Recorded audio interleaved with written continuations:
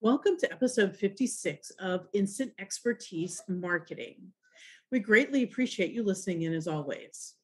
In honor of Mental Health Awareness Month, I'm going to be sharing insights today on my personal journey as I recently discovered that I have ADHD. However, literally no one in my life was surprised by this news. I'm Yvette Brown, co founder of X Promos. I became an entrepreneur at 23 by starting a promotions agency with my then 29-year-old business partner, Sherry Nomadi. I discovered that I have ADHD quite by accident during the pandemic.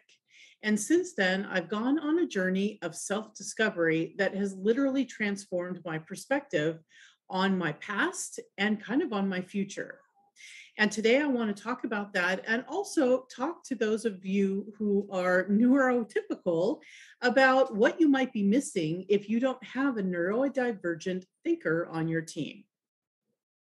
So, like I said, I literally found out I had ADHD by accident. I was attending my daughter's school sponsored mental health Zoom webinar, and all of a sudden, after going to this webinar, I found myself down this rabbit hole of the origins, symptoms, and solutions to managing ADHD that I suspected that she might have. While I was info gathering on her behalf, I soon realized that the more I read about these symptoms, I realized that that description was all about me. And that's really what started me down on this path of self discovery and really had me kind of rethinking my childhood and past. And that's certainly a topic for another day. I kind of want to get to where I am today. Before, though, we get to that, I do want to say that ADHD does seem to be somewhat underdiagnosed in our country. It affects, according to some studies, somewhere around 9 to 10% of our kids and somewhere between 4 to 9% of adults. Those numbers are all over the board, depending on the studies that you look at. And what I discovered during this process is that there's some great coaches and resources to help those who struggle with this. You know, one of the big struggles with ADHD is what they call executive function. And that's the part of your brain that focuses on habits and tasks. You know, it's starting and finishing projects, staying focused, and prioritizing. This is why ADHD gets diagnosed by about kids when they're in school, is because all of a sudden they start to struggle a little bit. They're usually bright kids that are easily distracted, and it's that lack of organization that can cause stress in their life. And surprisingly, I guess it was surprising to me at the time, oftentimes when kids are diagnosed with ADHD, their parents are diagnosed at the same time as the light bulb kind of goes on. So, but the reason for I wanted to talk about this today is because while I went through all of this research, most of the narratives around ADHD talk about the negative impact of this, mental order, this condition, this problem. I sat back as I was re-examining the entirety of my life and I thought about my real life creative achievements to date. And I kind of wondered if I would have ever gotten here without ADHD. And the short answer is no. I'm gonna, give away the answer at the end. But let me go into these 7 traits that I identified that were associated with ADHD that really helped me to become the successful, persevering entrepreneur that I am today. Step one is, or number one is resiliency. As you guys know, I co-founded my agency at 23. That was over 30 years ago. And, let's face it, being an entrepreneur isn't easy. The journey is a roller coaster. It's the highs are highs and the lows are lows. There's always a new challenge to overcome. You learn as you go. And once you kind of have things going, things change. Sherry and I, if you've listened for a while, have identified about 5 major pivots that our company has gone through over the years because we're adjusting to market conditions, because business trends change. And quite frankly, I don't think about those changes anymore. I just kind of keep moving forward, and that's the way it is. Secondly, an ADHD trait is emotional sensitivity and empathy. Yes, that can mean that I can be impulsive and intense. But what really works in my role as a marketer is that we talk about, imagining what it's like to walk in the steps of your client or prospect, okay, to take a step in their shoes. For me, I have to say it comes naturally. Like I literally can very easily imagine what that's like. And as a result, I think it's reflective in our creative because we funnel all of our programs and our concepts kind of through this lens of like, how would this work for me as a prospect? How would I respond to this? How would I like this? And at the end of the day, this helps create a roadmap for much better programs. And, we have tons of examples. One that came to mind in this case was the Triple Tribbles game. We created this for Playmates Toys for their Star Trek license. And we knew we were going to create a sweepstakes, but what kind of prize to give away? Well, we gave away a prize that was the ultimate prize for a Star Trek fan, which would be to have their living room converted to replicate the bridge of the Enterprise. And we tied the theme, Triple Tribbles, to the most popular episode of all time, which is The Trouble with Tribbles. Those are the kind of things, the subtleties that tie in, that really, connect this on a deeper level to the prospects we were trying to reach. Number 3 on my list is creativity. You kind of might have thought it was number 1, but I know that I wouldn't be here if it weren't for resiliency and that empathy. But creativity is, really critical. And there are multiple studies that reinforce the fact that neurodivergent ADHD brains demonstrate more prolific creative abilities than their neurotypical counterparts. Now, sometimes scientists don't exactly know why. Some think that it's because we think outside of the box because we're really not clear on the traditional edges of the box. All I know is that our clients rave about our creativity, and I am most proud of the creative when it exceeds expectations. I really don't like marketing creative for creative sake. I find that kind of cringy. So I'm really proud of being able to tie that in to what we do. Number 4 on the list is always on.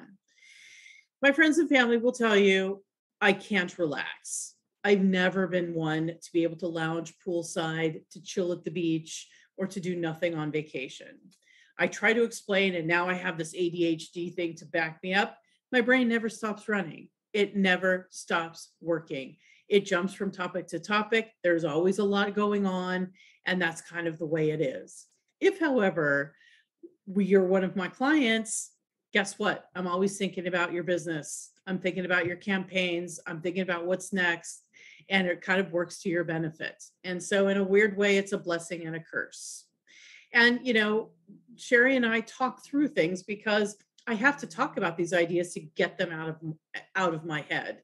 And a lot of times they're sort of raw and half baked. And we have a process internally that helps take those. She asks a lot of the right trigger questions, and that helps us get to tight, well-conceived concepts that really set our clients up for success. So, what's great about it is we always give our clients a variety of choices. And sometimes the outlier, the crazy idea, is the client's choice. Other times they go with the safer option. But either way, it always works. Number 5 on my list is dopamine-driven innovation. Now, you hear about dopamine a lot. Neurotypical ADHD brains are chemically wired to crave dopamine because we're kind of a quart low on these neurotransmitters, okay? And there's lots of ways that you can get dopamine in life, but one way is through novelty or to try something new, okay? So for me, that means that I am constantly in search of innovative ways to express these sort of timeless, marketing concepts like saving time and money, which is kind of what every product does when most of them do when you come right down to it. It's always looking for new ways to develop offers and to deliver them, like new technologies and new media. And it's also looking for new rewards that will attract prospects, like trending technologies and the it gift of the season. I'm craving that information so that because it helps give me dopamine, but it helps clients because that helps us make sure that we're on trend with the newest, the latest, and the great ways to connect to our clients, prospects in new and exciting ways. So, number 6 on our list is accountability. Okay. I admit, and now that I know this is ADHD, I suffer from what they call time blindness. That means I lose track of time. Okay. I get focused on something I'm doing. I didn't realize 3 hours passed. I lose track of hours. Oftentimes, I don't know what month we're in. It's just kind of how it is. However, it's a big however, I am 100% committed to on time delivery on a client deadline. And that's what in the ADHD world, they call this accountability. Okay. Personal struggles are, getting to the gym in the morning or, eating the right thing and those kind of personal things. That's a struggle. But when you're accountable to someone else, you're it's like having an ironclad contract signed in blood. Okay. I will move heaven and earth to make sure that I meet client deadlines. And that works for our clients. Honestly, we had a fellow agency colleague one time say, you guys can launch campaigns faster than it takes us to develop the SOWs. We work fast and we're all in on those client deadlines, and really no deadline from a client scares us so long as we have the bandwidth within our current space. And number 7 and last on the list is passion.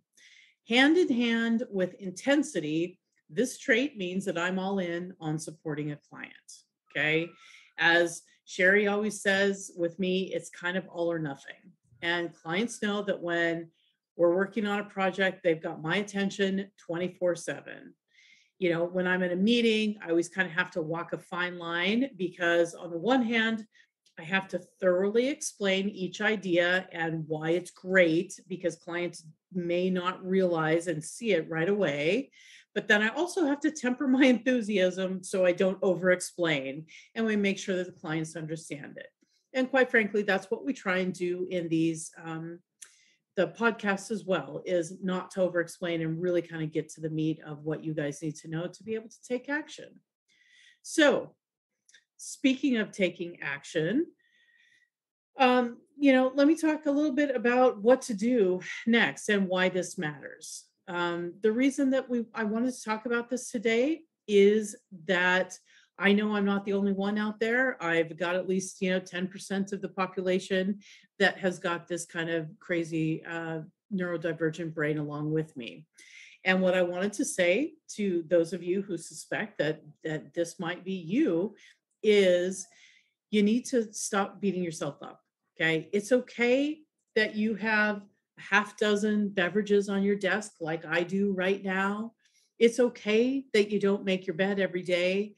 Because I'll tell you what, you can deliver some amazing things because your brain is problem solving, it's coming up with solutions, and it's thinking about things creatively in ways that your neurotypical counterparts just aren't doing, and they're not doing it the same way. So that's kind of the key part that I wanted to talk about.